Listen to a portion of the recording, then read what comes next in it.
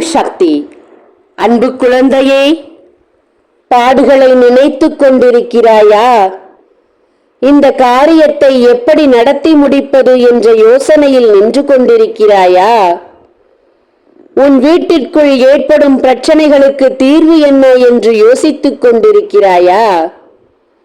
காலங்கள் உன் கண்களை கட்டிவிட்டது என்று சோகத்தில் இருக்கிறாயா? உன் வீட்டில் இருப்பவர்களுக்கும் வேதனைகளை கொடுத்து விட்டேனே என்று துக்கத்தில் நின்றிருக்கிறாயா? அன்பு பிள்ளையே, தினந்தோறும் எனக்கு இப்படித்தானே தாயே போய்கொண்டிருக்கிறது என்று கூறிக்கொண்டிருக்கிறாயா? தங்கமே, வாழ்வில் நீ இழந்ததற்கு அளவில்லாமல் போய்விட்டதால் உன் வாழ்க்கையின் மீது இருந்த பற்று உனக்கு போய்விட்டது.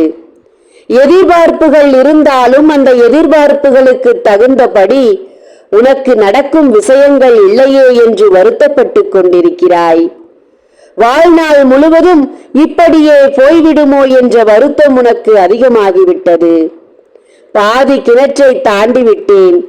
இனி இருக்கும் வாழ்க்கையில் என் பிள்ளைகளுக்கானதை நான் சேர்த்து வைத்துவிட்டு, என் பிள்ளைகளுக்கான நிம்மதியையும் சேர்த்து வைத்துவிட்டு நான் போனால் நான் நிம்மதியாக இருப்பேன்.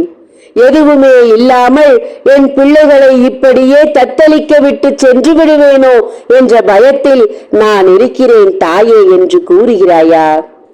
இத்தனைக்கும் காரணம் யார்? உன்னுடைய வீட்டில் நடந்து கொண்டிருக்கும் பிரச்சனைகளுக்கு என்ன காரணம்?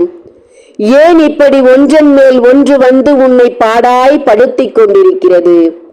இளைப்பாறுவதற்கு கூட நேரம் இல்லாமல் உன் மனம் திண்டாட்டத்தில் இருக்கிறதே என் பிள்ளையே. மற்றவர்களை பார்க்கும் போது இப்படி நிம்மதியாக இருக்கிறார்களே, ஒரு நாளேனும் இந்த நிம்மதி எனக்கு கிடைக்காதா? ஏன் என் வாழ்க்கை மட்டும் இப்படி போராட்டமாக இருக்கிறது? ஒவ்வொரு நாள் விடியலிலும், ஒவ்வொரு நாள் சூரிய உதயத்திலும் நான் கேட்பது அதிகபட்சமாக நிம்மதியை மட்டும்தானே. ஏன் அந்த நிம்மதியை கூட நான் வணங்கும் தெய்வங்கள் எனக்கு தராமல் இப்படி இருக்கிறது? தெய்வத்தை வணங்காமல் இருக்கிறேனா? தெய்வத்தை நினைக்காமல் இருக்கிறேனா? எனக்கு இல்லாவிட்டாலும் தெய்வத்திற்கு வேண்டியதை வாங்கி வைத்து நான் பூஜைகள் செய்து கொண்டுதானே இருக்கிறேன். பின் ஏன் என் வீட்டில் இப்படி தரித்திரம் தாண்டவம் ஆடிக்கொண்டிருக்கிறது? கடன் கேட்டு யார் முன்னிலையிலும் கை நீட்டி நிற்பதற்கு கூட நான் கூச்சப்படவில்லை. கேட்பதற்கு ஆளும் இல்லை, கொடுப்பதற்கு எவரும் இல்லை என்ற நிலைக்கு என்னை தள்ளிவிட்டால் என் குடும்பத்தை நான் எப்படி தாட்டுவேன்?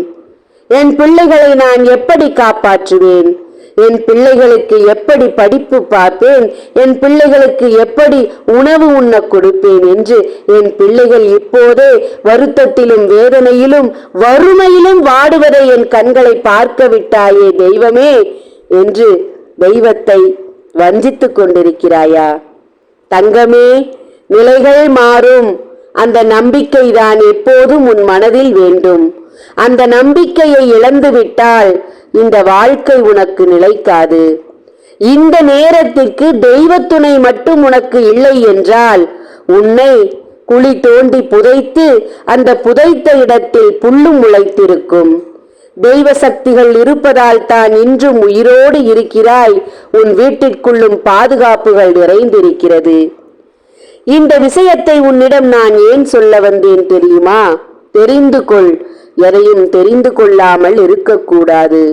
2 ஆண் 1 பெண் என்று ஏன் சொல்ல வந்தேன்? இவர்கள் ஏன், யார், எதற்காக இந்த விஷயத்தை சொல்ல வேண்டும்? தங்கமே, நடு கடலில் தத்தளித்துக் கொண்டிருக்கும் உன்னை கைப்பிடித்து கரை சேர்க்க வருவதுதான் இந்த 2 ஆண் 1 பெண் என்பது. புரியவில்லையா? நீ பாடாய் பட்டு கொண்டிருக்கும் இந்த வேதனைகளில் இருந்து உன்னை மீட்டெடுக்க இந்த 2 ஆண்களும் 1 பெண்ணும் உதவிகரமாக இருக்க போகிறார்கள். உன் வீட்டில் இருக்கும் இத்தனை பிரச்சனைகளையும் தீரும் அளவுக்கு தீர்வு கிடைக்க இவர்கள் உதவியாக இருக்க போகிறார்கள். தெய்வம் இவர்களது உருவத்தில் வந்து உனக்கு உதவி செய்ய போகிறது. நான் சொல்வதை ஏளனமாக கூட நினைக்கலாம். எப்போதும் போலத்தானே என்று நினைக்கலாம். ஆனால் வருவது நிச்சயம். உன் வீடு தேடி வந்து உனக்கு உதவிக்கரம் நீட்டுவது நிச்சயம்.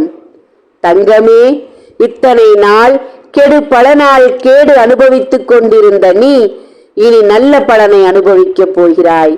உன் வீட்டில் நல்ல காரியங்களும் சந்தோஷங்களும் ஏற்பட போகிறது. நல்லது நடக்கும் தங்கமே, நல்லது மட்டுமே நடக்கப் போகிறது. எந்த திசையிலிருந்து இந்த 3 பேரும் வருவார்கள் தெரியுமா?